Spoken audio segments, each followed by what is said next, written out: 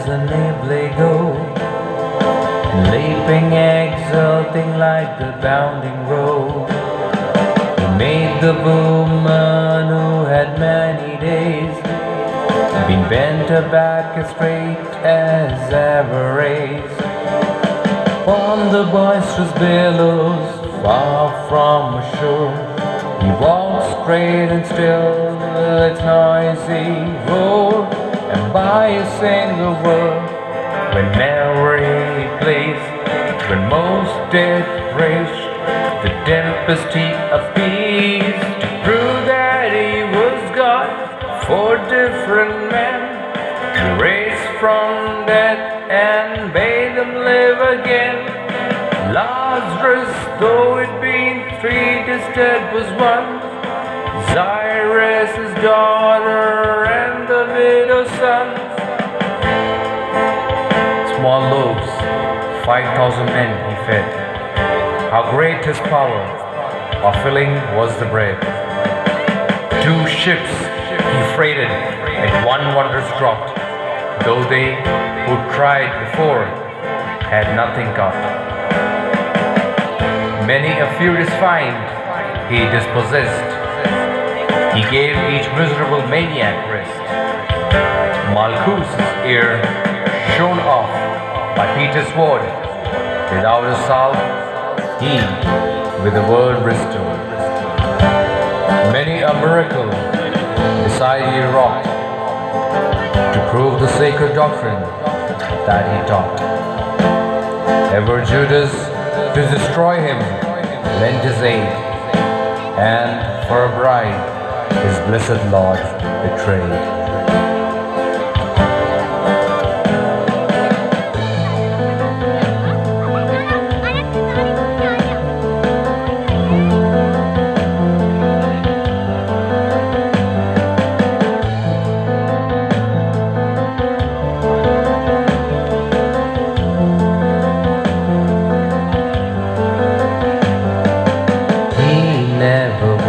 As with guile at any time, and none could justly charge him with a crime. He, like a lamb with innocence replete, was little honored though his pains were great. But when the hour ordained by God drew nigh, when he for our offenses was to die, the traitor came in saying virtue bold, and for a trivial sum his master's soul. Scars of a crown was to the wailing paid, when to the Jews his Savior he betrayed, whom they took for Typinian mode, although by an question much before.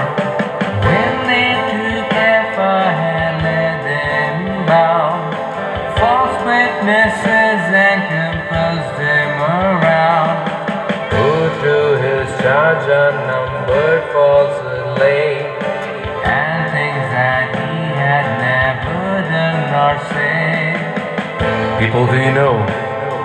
The pontiff then examined him full hard. About 1,000 stories he had heard, and bound him by an oath to let him know whether he was the Son of God or no.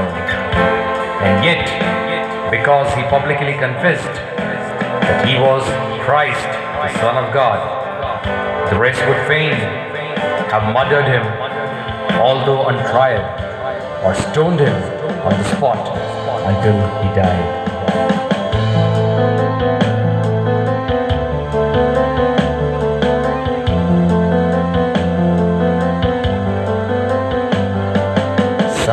Face that filled his spirit through. Some were his eyes that poured a covering through.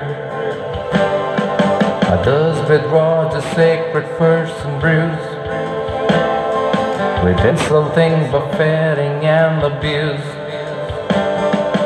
Next month the chief of the assembled tribes, the populace, the Levites, and the scribes, brought Jesus bound unto the judgment hall, to be tried and judged before them all. When Pilate had examined him a while, and found him in no fault nor any guile, his hands he washed before the man at last, though with regret the fatal sentence passed. He first of all condemned him to be stripped, and after that to be severely whipped. He then was sentenced to be crucified, like a base slave who fell until he died. Thus Christ was used by the inhuman throng, and sorely scourged from street to street along. Nor was there left an inch from head to heel, whereon the blood-stained lashed he did not feel.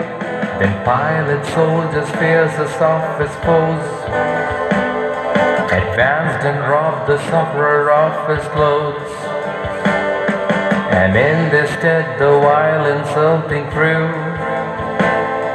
a robe of scarlet over his shoulders threw.